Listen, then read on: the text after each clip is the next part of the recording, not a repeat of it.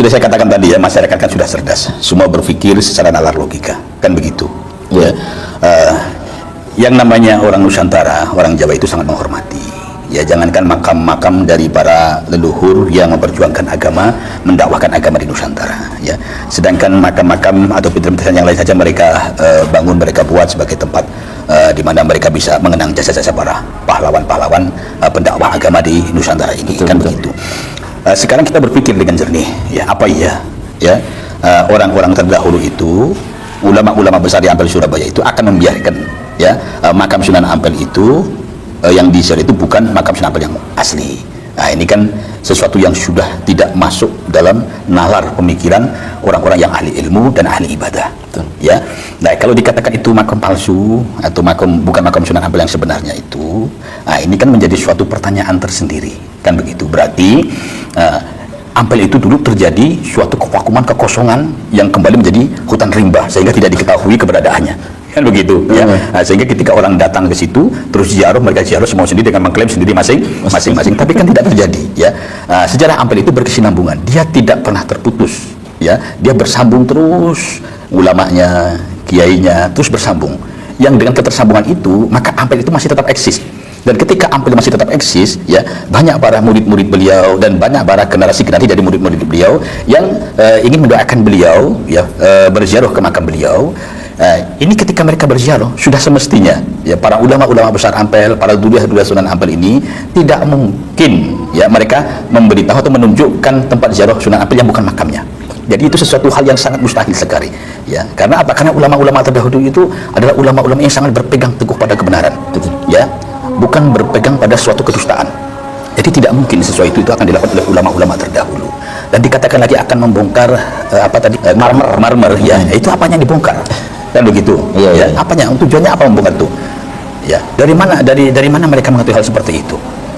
Ya. Jadi orang tersebut ini kemungkinan yang ada di dalam pikiran orang tersebut bahwa makam Sunan Ampel itu ada di dalam Masjid Ampel. Nanti akan dibongkar marmernya lah itu.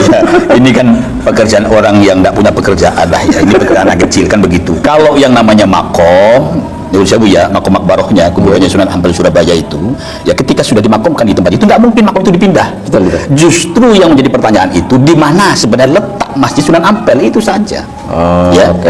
Letak posisi Masjid Sunan Ampel di zaman Sunan Ampel. Karena apa? Karena kalau masjid itu bisa ada pemugaran. Yang tadinya bentuknya musola jadi masjid, bisa kan? Terus bisa jadi peralihan karena mungkin ada bangunan-bangunan yang lain, perluasan ya. Karena apa? Kalau yang mereka permasalahkan adalah letak posisi Masjid Sunan Ampel yang asli di mana itu masih wajar, ya kan? Karena apa? Karena memang sekarang itu letak posisi Masjid Sunan Ampel itu di dalamnya kan ada sumur.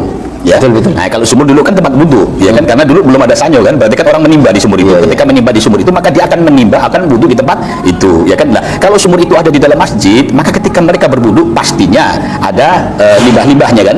Dan tidak mungkin di dalam masjid ada limbah-limbah air, bekas air wudhu, atau mungkin orang nanti akan buang air kecil, buang air besar, kan seperti itu. Nah, posisinya itu berarti kemungkinan, ya, itu letak Masjid Sunan Ampel itu yang menjadi suatu kajian ya untuk mengetahui posisi asli masjidnya. Karena zaman dahulu itu orang membuat tempat wudu atau sumur ya itu biasanya jaraknya itu antara 20 sampai 50 meter.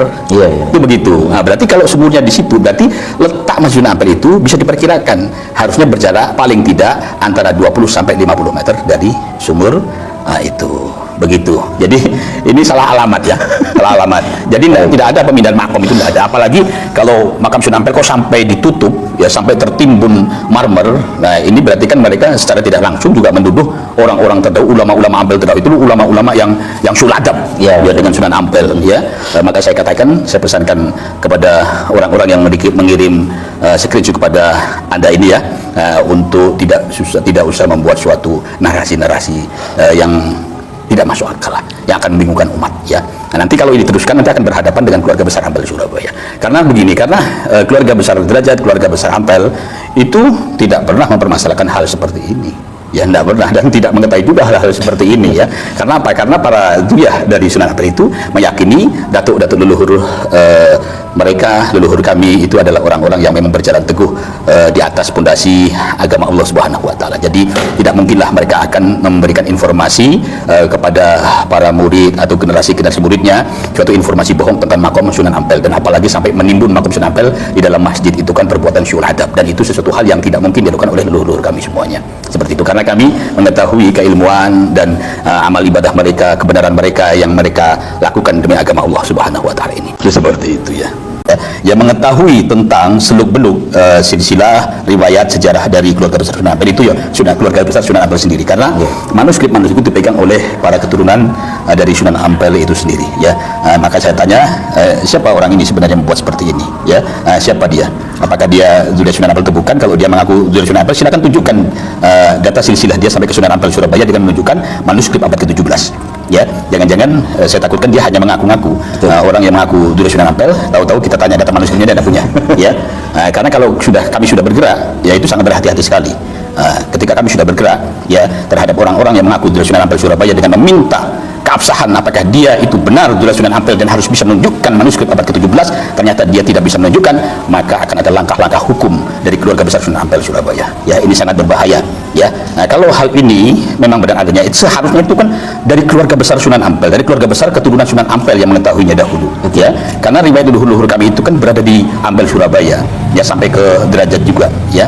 Dan seperti itu, makanya berhati-hatilah, tidak usah membahas sesuatu yang bukan ranah keluarganya. Cukup ya, Anda keluarga dari waliullah siapa ya, sudah Anda bahas keluarga Anda saja, Anda usah membahas ke ranah-ranah yang bukan haknya, yang bukan faknya, begitu ya. Maka saya tekankan ya, kalau memang orang yang mengirim ini dia memiliki suatu kepentingan ya yang bisa mengganggu kemaslahatan umat, maka saya yakinkan Anda akan berhadapan dengan kami sebagai keluarga besar Sunan Derajat, keluarga besar Sunan Ampel Surabaya, dan kami tidak akan pernah main-main ya. Makanya harus hati-hati ya, jangan memberikan suatu informasi yang informasi itu akan membingungkan umat, terus mengaburkan sejarah ya, terus merubah sejarah. Berhati-hati, karena statement informasi seperti ini secara tidak langsung menuduh bahwa keluarga besar Sunan Ampel dari zuriatnya itu seperti tidak tahu adab dan akhlak kepada para leluhurnya. Karena apa? Karena mereka secara tidak langsung dituduh mendustakan makbarah asli Sunan Ampel dan menimbun dari makam kuburan Sunan Ampel supaya terjadi sesuatu hal yang tidak baik dalam kalangan umat agama Islam. Seperti itu ya, saya peringatkan itu semuanya ya, karena ternyata screenshot ini dari WA yang entah di mana, dari mana ini kan sudah melebar kemana-mana. Betul ya, ya. Kita boleh berteman, kita boleh bersaudara, tetapi ketika sudah mengganggu ya suatu permasalahan atau suatu kepentingan dalam keluarga milik orang lain, maka Anda harus berhati-hati begitu. Karena kalau sampai hal ini meletus ya, maka Anda akan menghadapi konsekuensi hukum begitu.